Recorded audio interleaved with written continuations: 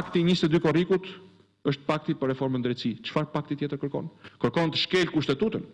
Përmes ftesave konkrete, edhe më tej në ditët e mbetura të vitit dhe në vitin e ardhshëm. Komisioni Ligjeve nis dëgjesat me 7 kandidatët për kryeprokuror të përkohshëm. Lulzim Basha, i quan shkeljet kushtetutës, nuk pranon ftesën e Ramës. OSB-ja ul në tryezë PS-n dhe PD-n për votimin dhe numërimin elektronik. Lu kërkon nga palët të vendosin sa më shpejt nëse do të përdorin teknologjinë. Shqipëria merr pjesë në samitin e jashtëzakonshëm të Bashkëpunimit Islamik, ku vendos të bëhet nul vendimi Trump për Jeruzalemin. Tirana zyrtare i qëndron vendimit të BE-s. Lirohet profesori nga Cëriku Klodian Zaimi, akuzuar për lidhje me terroristin. Intervistën për Ora News, të gjithë abuzuan, nuk kam asnjë lidhje me ISIS. Qeveria miraton shpërblimet e fund vitit, 3.000 lekë për pensionistët dhe 2.000 lekë për familjet në nevojë, shpërblehen dhe ushtarakët.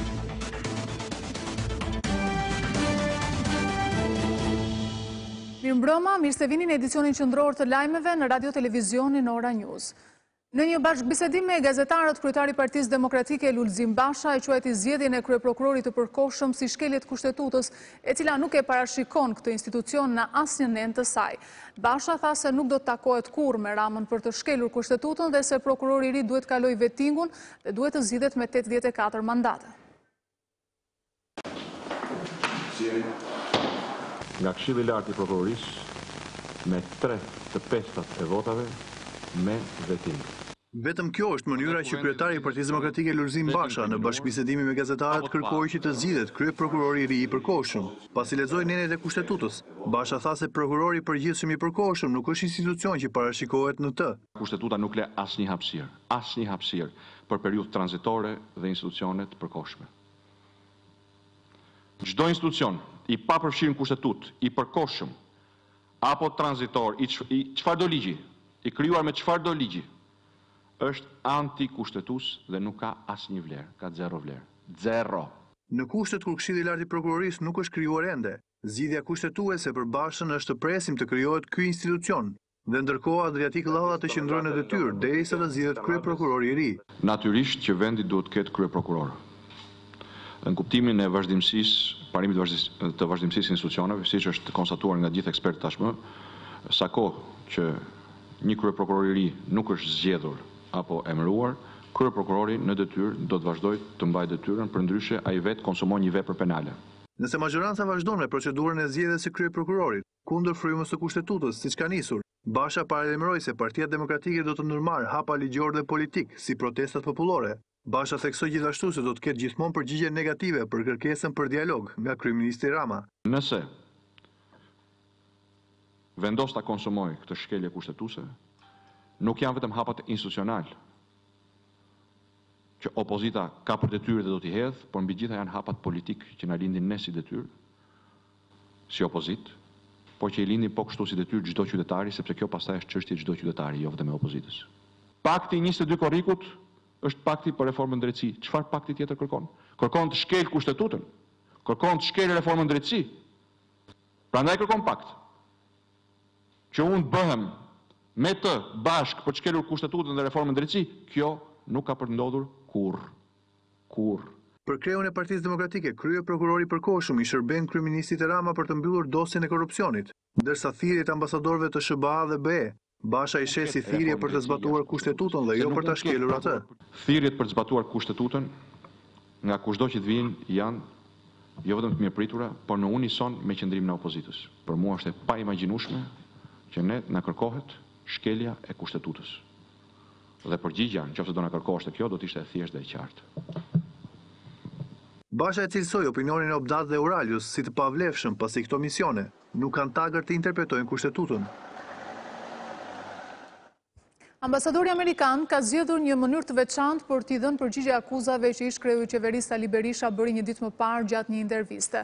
Me anë të një karikature në Facebook, ambasadori Amerikan ka zgjedhur të bëjë pak humor duke e lidhur këtë akuzë me atmosferën e festave.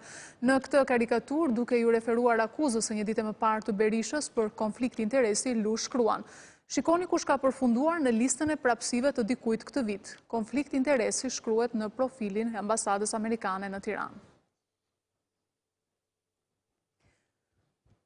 Edhe Lëvizja Socialiste për Integrim nuk është dakord me procedurën që po bëhet për përzgjedhjen e kandidatëve për prokuror të përgjithshëm. Kryetaria Monika Kryemadi tha se Komisioni Ligjeve nuk mund t'i marrë kompetencat e KLP-s. Kryemadi bëri apel për të ndryshuar kushtetutën që të përjashtohet kandidatura e shoqërisë civile, meqense janë shfaqur vështirësi në përzgjedhjen e kandidatëve. Kryemadi la si mundësi të fundit protestat, pasi të jenë ezauruar, tha ajo, të gjitha mundësitë ligjore. Edhe Lëvizja Socialiste për Integrim si Partia Demokratike nuk do të pranoj zgjedhjen e një prokurori të përkohshëm me procedurën që mazhoranca ka publikuar. Në të parin bashkëbisedim me gazetarët, si kryetare e LSI-s Monika Kryemadi deklaroi se Komisioni Ligjeve nuk mund të marrë atributet e Këshillit të Lartë të Prokurorisë. Komisioni Ligjeve nuk mund të marrë kur atributet e Këshillit të Lartë të Prokurorisë. Nëse Komisioni Ligjeve, përfaqësuesit e Partisë Socialiste, janë Këshilli i Lartë i Prokurorisë, atëherë nuk më mbetet gjë tjetër, vetëm them që Shqipëria është kthyer në diktaturë, nuk mund të them diktaturë komuniste, por është kthyer në diktaturë kriminale.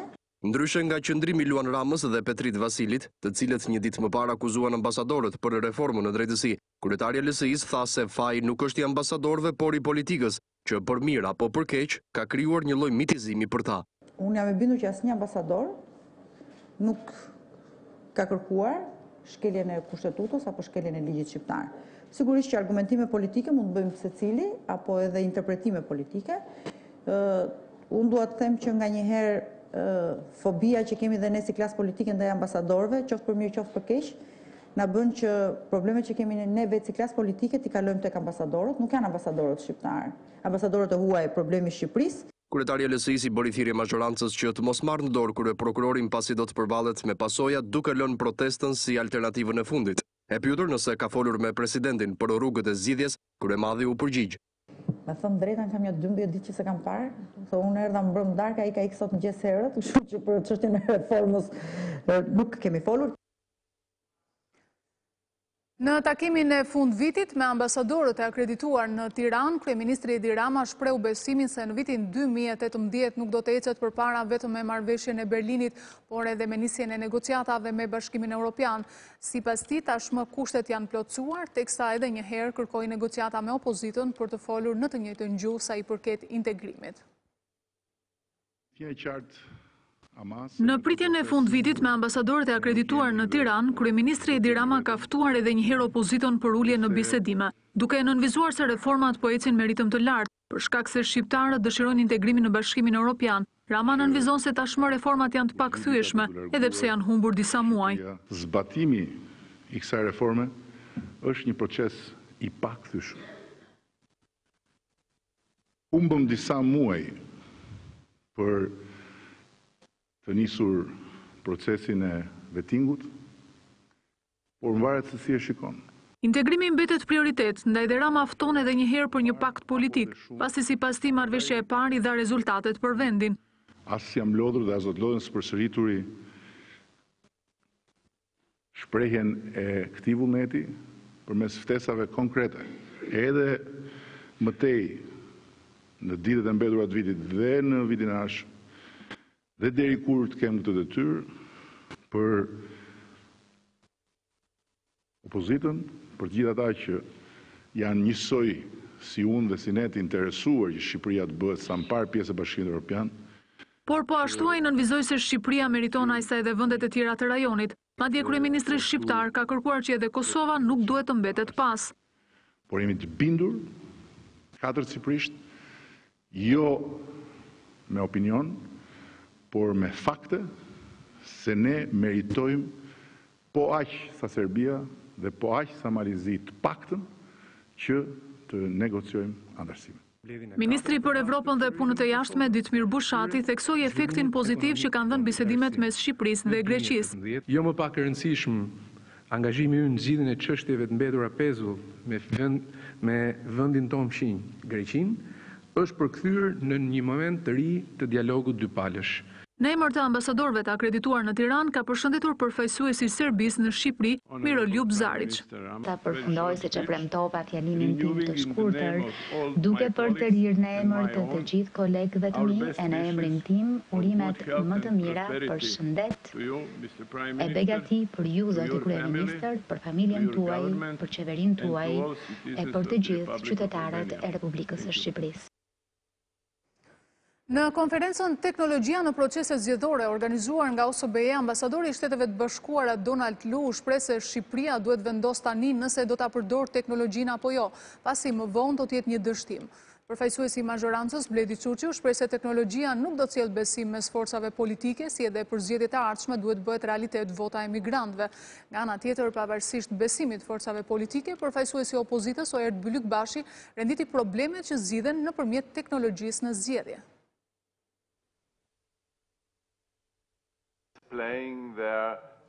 OSBE ka ulur në një tryezë të përbashkët mazhorancën dhe opozitën për të diskutuar mbi përfshirjen e teknologjisë në proceset zgjedhore. Në nisje të fjalës së tij, ambasadori amerikan Donald Lu ka tërhequr vëmendjen për mungesën e mazhorancës. Let me thank the opposition for attending this conference in large numbers. And let me question what happened to the majority.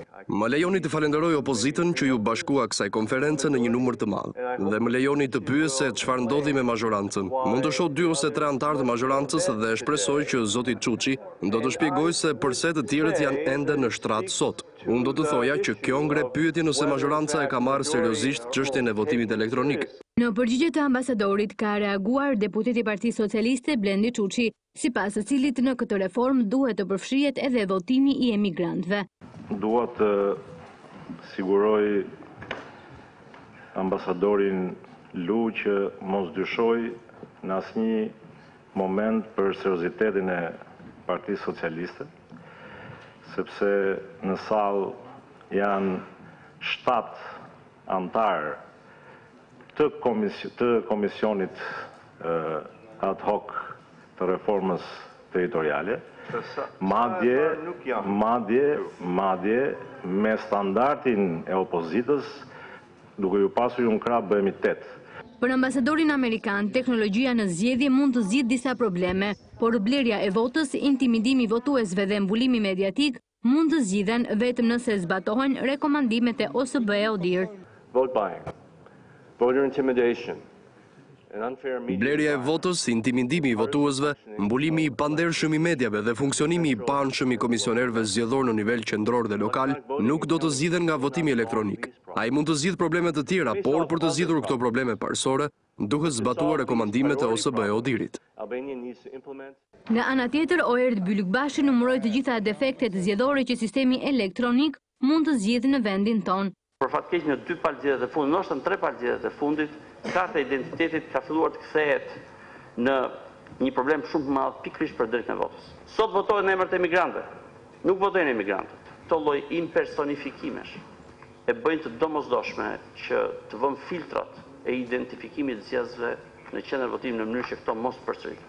Për kreun e prezencës së OSBE Bern Boshard, teknologjia në zgjedhje mund të futet nëpërmjet numërimit elektronik, pasi votimi mund të jetë viktimë e hakerave, siç po ndodh në disa vende të Europës.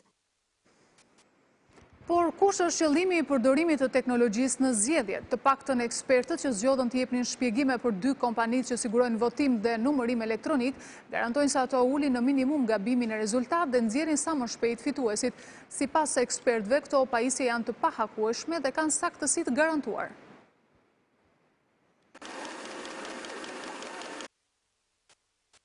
Këto pajisje u mundësojnë votuesve në zgjedhjet parlamentare të dërgojnë deri në fund vullnetin e tyre politik. 2 kompani kanë qenë këtë të mërkur pjesë e diskutimit për teknologjinë që duhet përdoret në rastet e votimit dhe numërimit elektronik. Por çfarë garantojnë këto teknologji? Të pyetur nga Ora News, ekspertët thonë se disa nga përparësitë e përfshirjes së teknologjive të reja elektronike në proceset zgjedhore janë rritja e pjesëmarrjes në votime, ulja e gabimeve njerëzore dhe shmangja e votimit më shumë se një herë. Me ndihmën e kësaj pajisjeje, votuesit do të mund të regjistrohen me një foto identifikuese dhe duke skanuar shenjat e gishtrënjve dhe irisin, më tej plotësojnë të dhënat personale dhe mund të votojnë. Pajisja regjistron të dhënat dhe shmang votimin e përsëritur. Këto të dhëna mund të ruhen ose të rihidhen në zgjedhjet e ardhshme. Përpos identifikimit elektronik, një tjetër proces i rëndësishëm gjatë zgjedhjeve është numërimi elektronik. Sipas ekspertëve, pajisjet elektronike që kryen procesin e numërimit të votave identifikojnë me lehtësi fletët e pavlefshme dhe nuk mund të hakohen nga agjentë jashtëm pasi nuk lidhen me internet. Nuk lidhet me internetin, kështu që nuk është e mundshme të futet njëri brenda në kompjuter. Dhe janë çdo gjë është me çelës, bile mund të bëhen të dy çelësa. Sikurse edhe në votimin tradicional me flet votimi, pajisjet teknologjike mund të përdoren në mjedise të posaçme, siç janë qendrat e votimit apo për të votuar në distancë nga mjedise të pasurvejuara, si votimi nga kompjuteri në shtëpi apo nga telefoni celular. Prej orës 15 në Komisionin Parlamentar të Ligjeve vazhdon seanca dëgjimore me 7 kandidatët për kryeprokuror të përkohshëm të vendit. Për diskutimet e zhvilluara gjatë këtyre orëve do të kemi në një lidhje të drejtë për drejtë nga selia e kryesisë së Kuvendit gazetarin Everest Dedaj. Mirëmbrëma Everest. Mirëmbrëma Besa, për rreth 5 orësh në selin e kryesisë së Kuvendit vijon në Komisionin e Ligjeve seanca dëgjimore me 7 kandidatët të cilët kanë shprehur interesin për të qenë prokurori përgjithshëm, pra prokurori përgjithshëm i përkohshëm, ashtu siç në fakt Parlamenti me votat e mazhorancës ka vendosur që të zgjedh deri në ngritjen e Këshillit të Lartë të Prokurorisë, organ ky që më pas me ngritjen e këtij organi do të zgjidhet një prokuror me mandat 7 vjeçar. Ajo çfarë në fakt ka rënë në sy ka qenë një seancë mjaft e gjatë për rreth 5 orësh ku të gjithë kandidatët kanë folur gjërësisht për sa i përket jetës së tyre profesionale, por edhe për sa i përket kualifikimeve të cilat jo vetëm për karrierën në prokurori, por dhe kualifikime të tjera. Në këto momente kanë mbetur edhe 2 kandidatura, është Sonja Tafani, e cila po pyetet nga Komisioni i Ligjeve, gjithashtu është Granit Shahu, i cili është kandidati i fundit që do të pyetet sonte në Komisionin e Ligjeve për pra arritjet e tij, për gjithë karrierën e tij në sistemin e prokurorisë dhe mbi arsyet sepse ka vendosur të kandidojë për prokuror të përgjithshëm të përkohshëm. Në fakt duhet theksuar ajo që është vënë re tek të gjithë kandidatët e pyetur deri në këtë moment është fakti se ata janë zotuar që të zbatojnë ligjin dhe të fokusohen kryesisht në zbatimin e reformës në drejtësi. Gjithashtu të gjithë kandidatët janë pyetur për sa i përket marrëdhënies së tyre me politikë dhe nëse ato janë të ndikuar politikisht, por jo vetëm, duhet theksuar se nga të 7 kandidatët, paktën deri në këtë momente rezultojnë vetëm 2 kandidatë të cilët kanë shkollën e magjistraturës, ku duhet theksuar se një ndër kriteret bazë për të qenë prokuror i përgjithshëm me ndryshimet e reja kushtetuese është ajo që të ketë mbaruar shkollën e magjistraturës. Gjithsesi, ashtu siç e thash, po t'i referohemi pak procedurës, pas pyetjes së 7 kandidatëve, Komisioni i Ligjeve duhet të mblidhet brenda 2 ditëve për të hartuar një listë, pra të 7 kandidatët do t'i rëndis sipas vlerësimit të deputetëve në Komisionin e Ligjeve, do t'i rëndis në bazë të, po themi, aftësive profesionale të tyre dhe më pas kjo listë do të kalojë për votim dhe në parlament. Njëri nga këto kandidat pra që do ketë më shumë vota në parlament do zgjidhet prokurori përgjithshëm, ndonse për një afat të përkohshëm për faktin se me ngritjen ashtu siç e thash tek Këshilli i Lartë Prokurorisë do zgjidhet prokurori i përgjithshëm me mandat plot kushtetues. Po, për sa i përket procedurës së votimit në Parlament Everest, do të votohet me shumicë të thjeshtë apo siç pretendon zoti Basha duhet të ketë 84 mandate? Duke ju referuar vendimit, të paktën vendimit që është ngritur ky komision, por edhe deklaratave publike të kryeministrit, por edhe antarëve të tjerë të mazhorancës, duke përmendur këtu zotin Ulsimana, i cili është drejtuesi i Komisionit Ligjeve dhe i cili ka ndjekur të gjithë të proces, do të jetë me votim të thjeshtë, pra do jetë me 71 vota, të paktën sipas Partisë Socialiste, pra deputetët mazhorancës, thuhet se ky është një vendim i kuvendit dhe vendimet e kuvendit kalojnë me shumicë të thjeshtë në parlament, edhe më pak se 71 vota në parlament, për faktin që sipas tyre parlamenti nuk po zgjedh një prokuror me mandat 7 vjeçar si që përcakton kushtetuta, pra që kërkohet shumicë e cilësuar prej 84 votash, por po zgjedh një kryeprokuror të përkohshëm i cili do marrë kompetencat e prokurorit përgjithshëm për një afat të shkurtër, për faktin se ashtu siç e thash, parashikohet ngritja e Këshillit Lart Prokurorisë dhe zgjedhja e prokurorit përgjithshëm me afat të plot kushtetutës prej 7 vitesh. Faleminderit Everest. Po besa.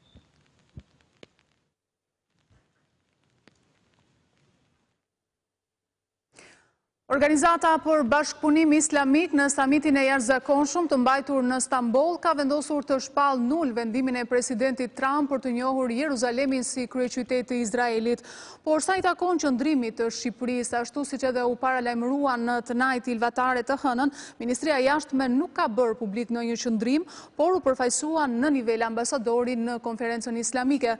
Burime të besueshme për Ora News konfirmojnë se Tirana zyrtare do të mbështesë çdo qëndrim zyrtar të Bashkimit Evropian në lidhje me çështjen e Jeruzalemit, edhe pse Gazheli në samit nuk ka bërë të ditur qëndrimin. Ndonse në samitin e jashtëzakonshëm të Organizatës për Bashkëpunim Islamik, ku u fol për situatën në Jeruzalem, morën pjesë krerë shtetesh dhe qeverish. Tirana zyrtare preferoi të përfaqësohej me ambasadorin tonë në Ankara Genti Gazheli, një tregues ky ndoshta i vështirësisë për të zgjedhur me të cilën përballet diplomacia jonë, ose ndoshta një mënyrë për të dhënë mesazhe të nënkuptuara diplomatike. Edhe pse Shqipëria si një vend antar në mënyrë të veçantë nuk artikuloi një qëndrim, OBI-ja në deklaratën përmbyllëse e shpalli nul lëvizjen e presidentit Trump mbi njohjen e Jeruzalemit si kryeqytet të Izraelit. Gjithashtu liderët kryesorë të organizatës i bën thirrje botës që të njohin pjesën lindore të Jeruzalemit si kryeqytet të Palestinës. Presidentët Recep Tayyip Erdogan dhe Mahmud Abbas e cilësuan edhe një herë çështjen si një vit të kuqe për myslimanët. Tërmeti i fuqishëm që shkaktoi presidenti Trump pas njohjes së Jeruzalemit si kryeqytet të Izraelit ka krijuar në një farë mënyre tre pole në arenën ndërkombëtare, ndërsa pozicioni i Shqipërisë mbetet ende i paqartë. Poli i ri në këtë mes është sigurisht Washingtoni pas vendimit surprizues. Kundërshtuesit kryesor të kësaj kauze janë vendet me shumicë myslimane, sikurse u dallua edhe në samitin e fundit. Ndërsa poli neutral përbëhet nga BE-ja dhe faktorë të tjerë që mbështesin një proces të pavarur dialogu mes vetë palestinezëve dhe izraelitëve, që mund të çojë në zgjidhjen përfundimtare të konfliktit. Sa i përket pozicionimit të Shqipërisë në këtë mes, Ora News tentoi të merrte një përgjigje nga përfaqësuesit e zyrës së shtypit pranë Ministrisë së Jashtme, e megjithatë ky institucion nuk komentoi mbi situatën. Megjithatë, burime konfidenciale për redaksin bëjnë të ditur se në rast se do të jetë detyruar të bëjë një zgjedhje, Tirana do t'i bashkangjitet qëndrimeve të Bashkimit Evropian.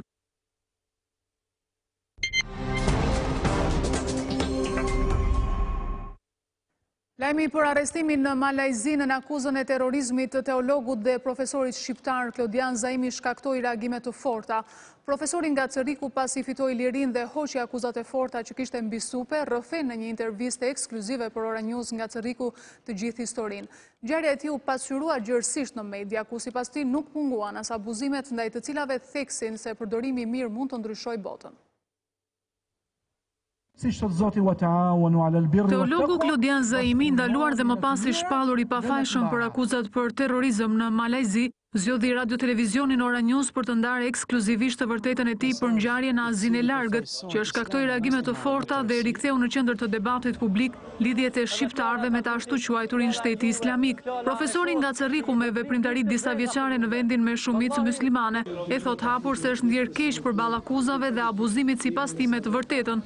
Prezenca ime këtu është argumenti më i qartë, më i fortë për mediat, qoftë pa dashje, me keqdashje, me abuzime, keq interpretime, t'i tregojmë atyre që nuk jemi të tillë. I është keq kur akuzohesh dhe abuzohesh, ose abuzohet me lajme tradhteje, duke qenë krejtësisht i distancuar nga mendime dhe ide tilla. Jo për shkak të kamerave, por për shkak të asaj çka ne besojmë. Zaimi u akuzua fillimisht për propagandë prota ashtu quajturit shteti islamik, ndërsa u dyshua edhe se kishte indoktrinuar e dërguar në Siri 20 shqiptar, por ai vetë thot se Islami përcjell tjetër mesazh. Mesazhi është shumë i qartë, nuk ka islam radikal, nuk ka islam terrorist ose musliman radikal ose musliman terrorizëm. Veprimet e njerëzve nuk përfaqësojnë fen, por terrorizmi mund të qëndrojë jo tek feja vetëm, tek politika, tek ligjet, si interpretohen, si i shpallin njerëzve. I shfaqsuar plotësisht para drejtësisë, Klodian Zaimi është rikthyer në qytetin e lindjes për të qetësuar familjen, ndërsa tashmë i rëndojnë vetëm akuzat e medias, ndaj edhe përcjell një mesazh. Sa më korrekt, sa më transparent, mos hapni panik, mos qetësoni familjet dhe mos prishni imazhet. Media është siç përdoret. Nëse do përdoret në rregullin e duhur, rregullon një botë. Çështjen e tij e shes si pjesë e një paragjykimi dhe abuzimi që sipas tij ka etiketuar të gjithë qytetin e Cerrikut. Të akuzohesh një vend të tillë me terrorizëm ose me abuzime të tilla është çmenduri. Pas përballjes me drejtësinë në Malajzi, Klodian Zaimi prej pak ditësh po qëndron në Cerrik, ku mori pjesë në promovimin e librit Një musliman përballë terrorizmit, me autor Behaudin Gashi. Biznesmeni Ylvi Beqaj është rikthyer sërish në gjykatën e krimeve të rënda, por këtë herë për të përballur me dëshmitarët të cilët ndryshe nga seancat e tjera kanë mohuar se është kërcënuar nga Emiliano Shullazi. Para gjykatës janë paraqitur noterja Ida Spahiu dhe ish bodyguardi i tij Romeo Tarja, të cilët kanë pohuar se Beqaj nuk është kërcënuar në pranitë të tyre. Pas kësaj dëshmie i pandeuri Shullazi ka kërcënuar prokuroren se ka filmime në adresë të tyre.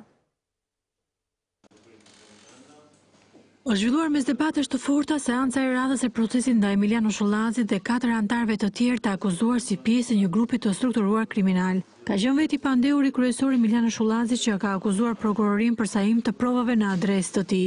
Duke u drejtuar prokurores Elisabeta Ymere, Shullazi ka thënë asaj se kishte prova madje dëshmitar dhe filmime, ku prokurorët mësojnë dëshmitarët se si duhet të flasin në lidhje me Ylvi Beqajn. Madje kërcënimi i Shullazit shkoi deri aty, sa tha se do të nxirrte edhe emra prokurorësh konkret si dhe dëshmitar. Deklaratat e tij erdhën pas 3 përballjeve që u bën në gjykatë mes dëshmitarëve dhe biznesmenit Ylvi Beqaj, që është njëkohësisht dhe bashkëpandeor në këtë proces, por ka fituar dhe statusin e dëshmitarit të mbrojtur. Fillimisht Beqaj është përballur me noteren Aida Spahiu, ku është nënshkruar dhe kontrata e dhurimit të një pjese të ish Hotel Volgos mes Shullazit dhe Ylvi Beqajt. Ndryshe nga sa pretendon Beqaj, edhe në këtë seancë noterja u shpreh se kontrata është firmosur me mirëkuptim nga të dyja palët dhe në zyrën e saj nuk ka patur asnjë kërcënim.